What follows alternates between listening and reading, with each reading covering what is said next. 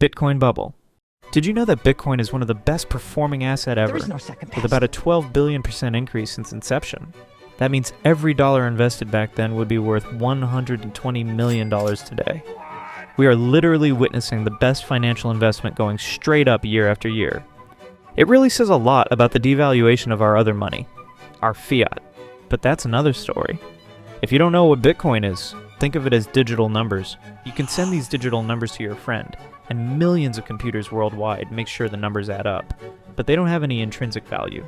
You can't eat it, you can't live in it, you can't even touch it. But yet people are willing to pay over $100,000 for just one of these made-up digital numbers. Part of the reasons is that you know that you will most likely be able to sell it to someone else for the same amount or even a little bit more. But does this mean it's just a scam? A greater fool Ponzi scheme? Well, not really. The biggest value proposition that Bitcoin has is the trust. The trust that it's worth something. The belief that other people want it. I could create a perfect clone of Bitcoin today that works in the exact same way. But nobody would trust it. Nobody would use it, and it would be quite worthless. As many other bubbles, the Bitcoin bubble is about human psychology. When you know that other people accept Bitcoin, the fear of buying it goes away. And for every year that Bitcoin stays alive, this trust keeps building. But it wasn't always like this. The first ever purchase with Bitcoin was when Laszlo Hanyecz bought 2 large Papa John's pizzas for 10,000 Bitcoins. And no, Papa John's didn't accept Bitcoin. Laszlo sent the coins to another person and got the pizza delivered to his house. The pizza was paid for with a credit card and cost $41. This transaction marked a pivotal point in the forming of this bubble. If everyone agrees that the price of Bitcoin is X amount, it actually is worth X amount. It's like if everyone would agree that the sky is red, you'd be a fool to call it blue. So while the value of the American dollar is backed by the American government, the value of Bitcoin is backed by many people's trust. When or if this bubble ever pops, I can't say. Anybody who says they can is selling snake oil. What I can say is that the price of one Bitcoin will go up, or sideways, or down.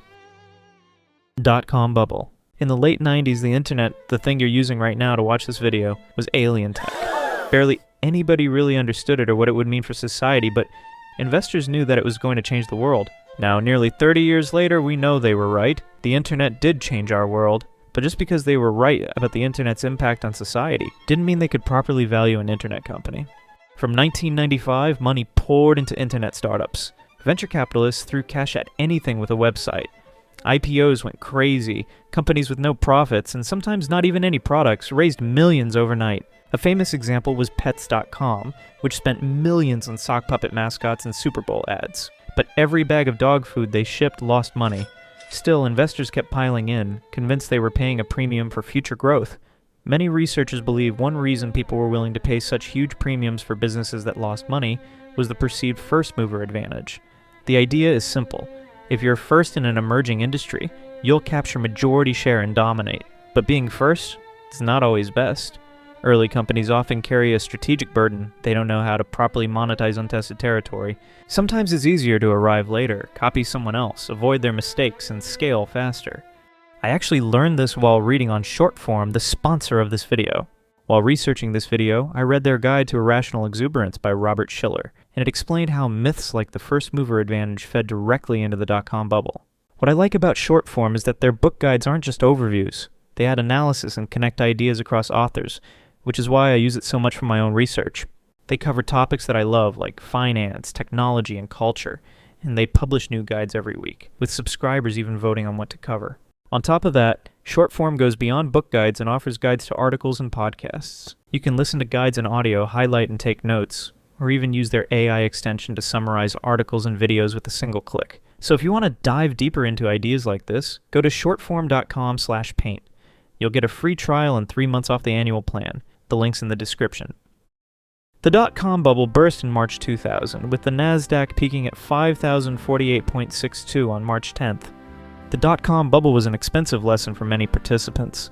Many learned that you could be correct in the direction of the race, but still bet on the wrong horse. If you just bet on all the horses in the .com bubble, aka buying index funds, you'd be completely fine a couple of decades later. Tulip Mania. Imagine trading a tulip for a mansion. Sounds pretty dumb, right? But in the 1630s, that's exactly what smart people in the Netherlands were doing. In 1554, a diplomat named Ogier de Busbecq brought the first tulip bulbs from the Ottoman Empire to Vienna. A botanist, Carolus Clusius, managed to cultivate them, and to his surprise, they actually survived Europe's colder climate. Tulips were unlike anything Europeans had seen.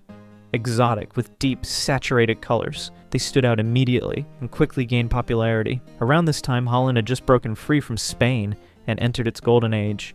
Amsterdam merchants dominated East Indies trade, where a single voyage could return 400% profits. Money was flowing, confidence was sky high, and a new status symbol had just arrived. The perfect storm was brewing. Imagine you own a mansion on the canal in Amsterdam. You've got more money than you know what to spend on. But your neighbor has something you don't. Tulips. You're soon the only house in the street without tulips, and you feel like you don't belong anymore. So you have to get some tulips. But it's October. The bulbs are in the ground waiting for spring. There are no tulips to buy. So instead you buy a piece of paper. A contract that promises that one of these rare tulips will be yours come spring. You paid over 400 guilders for this piece of paper, which was really expensive and could have gotten you a whole fat ox instead. For a moment you wonder, will I really get my tulip? But it's signed by a notary, backed by one of the most reputable growers in Amsterdam. You push the doubt away. The sting of spending so much quickly fades when, just a week later, another merchant offers you double for the same contract. You've just traded wind, but both of you walk away feeling richer. And so it begins, the forming of the bubble. Within months, fortunes are being made on slips of paper that no one intends to redeem. Now it's February 1637. You're in a tavern in Amsterdam, packed with tulip traders. A contract that promises a Semper Augustus is up for auction. You make an offer, and another merchant counters. The room roars with excitement. You raise the offer again, and somehow you win. For a moment you feel unstoppable. Yes, you've risked your mansion, but now you own the rarest tulip in Amsterdam. In your head you can already see it. Tomorrow you'll sell it for 2 mansions. But the very next day, everything changes. An auction ends, with no buyers. The room falls silent and you can feel the panic seep in. And no one will buy your contract no matter what you say. Creditors arrive, the mansion you mortgaged is seized. The fortune you thought you'd double vanishes overnight, all for a flower you never even touched. By spring, the tulips bloom again, just as beautiful as before, but your mansion is gone, and you're left standing by the canal, watching your neighbors stroll past with the same smirk you once envied. The first great financial bubble in history is over, and the lesson's as sharp now as it was then.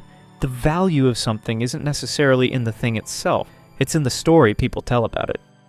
Collectibles Bubble. Not every bubble is about tulips or tech stocks. Sometimes it's about toys. In the 1990s, Beanie Babies became an obsession. People treated plush toys like investments, buying rare ones for thousands of dollars. Today, most beanies are worth pennies. Beanie Babies are not unique or special. The same madness shows up in comic books, Pokemon cards, even Labubu dolls. And it's not because these things are inherently valuable. Sure, they can have sentimental worth, but in essence, they're useless. Behind it is the same cocktail of human psychology. Herd behavior, overconfidence, FOMO, and perhaps most importantly, greed. And the creators of these are smart. They fuel this predictable human behavior with smart marketing tactics. Limited editions create manufactured scarcity, and advertisement creates demand. But remember, expensive doesn't always equal good. What's special about collectible items are that they usually do well when the economy is bad. It sounds counterintuitive, but during bad economic times, consumers usually skip big-ticket splurges but still treat themselves to small, affordable luxuries. When times are tough, you can't buy a new car, but you can buy a tiny, soft Labubu to cry into. Have you ever been part of one of these bubbles? Or are you part of the Bitcoin bubble today? Let me know in the comments. And see you next time.